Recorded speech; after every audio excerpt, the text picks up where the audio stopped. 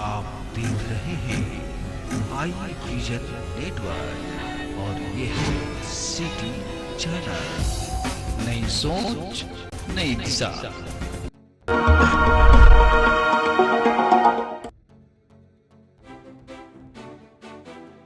नमस्ते दोस्तों, चैनल पर वापस आने के लिए आपका स्वागत है।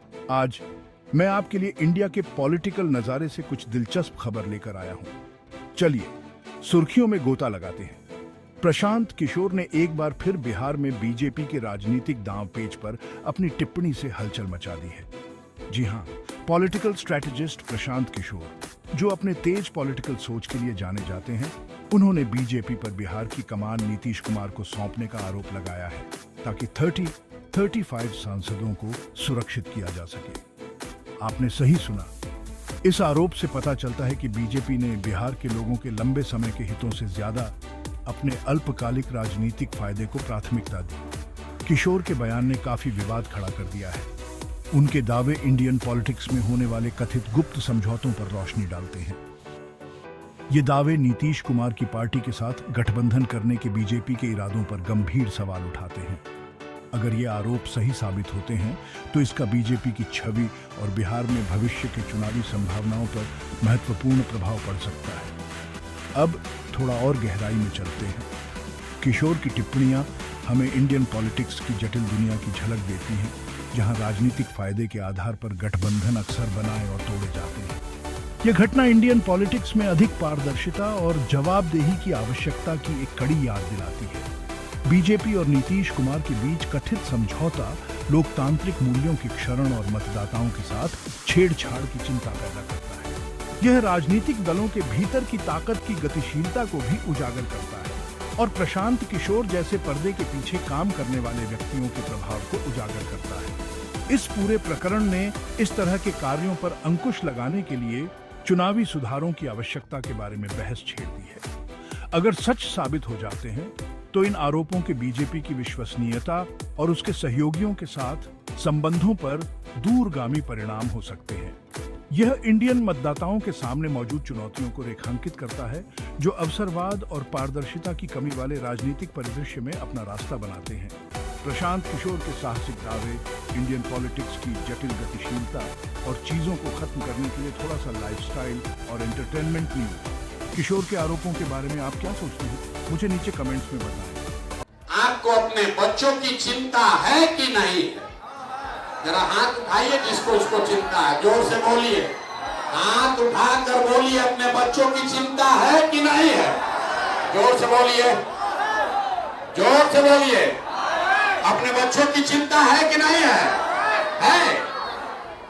पूरा गांव में झूठ बोल रहा है, सब सर्व समाज झूठ बोल रहा है।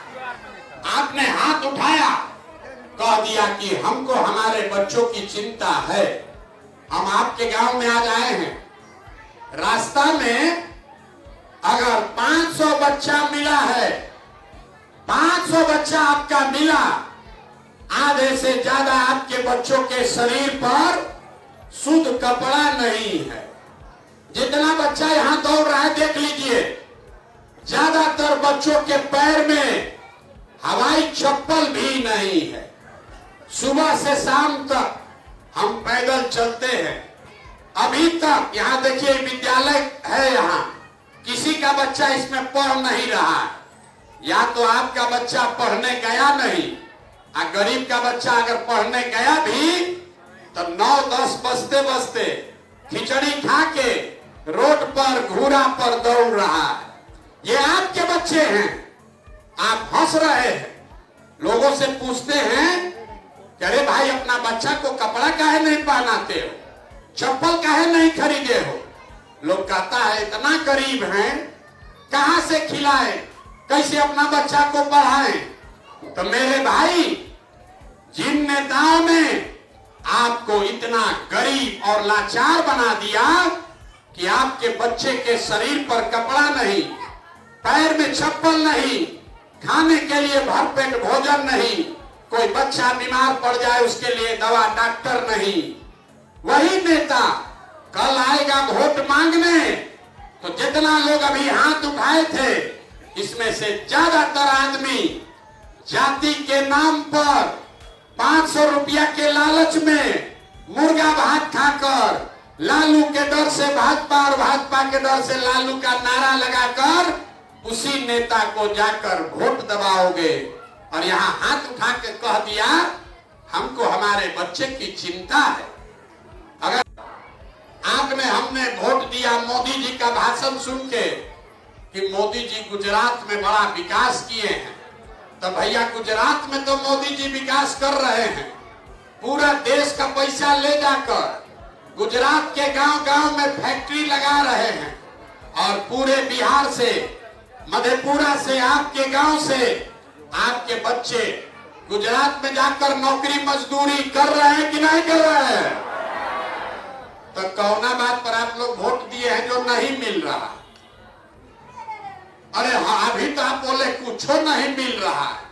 हम गिनवा रहे तो कह रहे ना भैया नजवा मिलिए रहा है, मंदिर बनिए गया, बिजली आइए गया है, गुजरात में फैक्ट्री चलिए रहा है।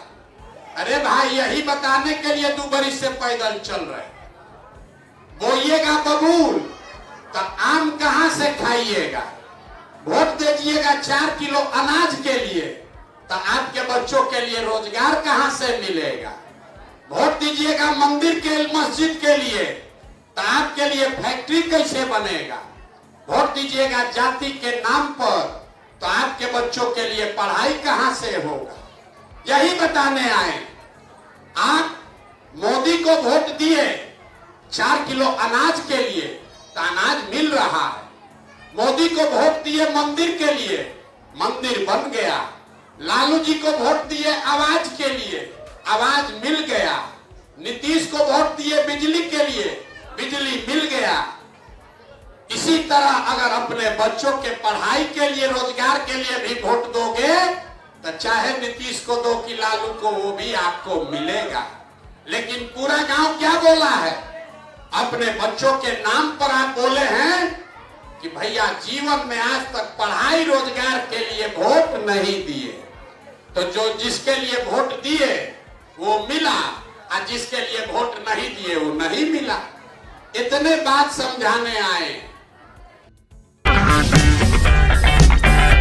अगर आपको हमारा वीडियो पसंद आया हो तो इसे लाइक करें, हमारे चैनल को सब्सक्राइब करें और हाँ, बेल आइकन दबाना ना भूलें ताकि आप तक हमारे वीडियो की नोटिफिकेशन पहुंचती रहे।